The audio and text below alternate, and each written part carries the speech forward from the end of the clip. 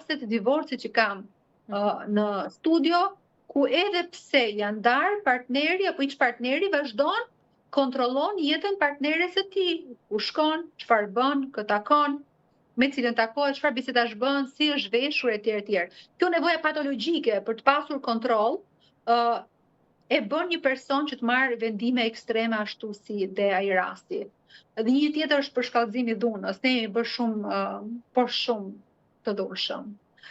Verbalisht, fizikisht, në zgjedhjet që bëjmë, në mënyrën se si zgjedhim të flasim, po zgjedhim të komunikojmë me një palë, aq më tepër në një palë që është në konflikt.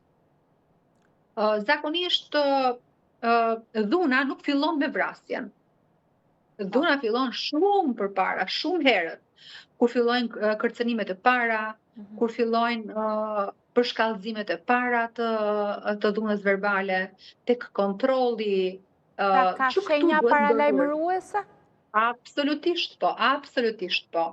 Shumë më tepër njerëz kanë filluar ta kuptojnë të gjitha këto pikat e rëndësishme dhe shkojnë të denoncojnë dhe marrin urdhër mbrojtje.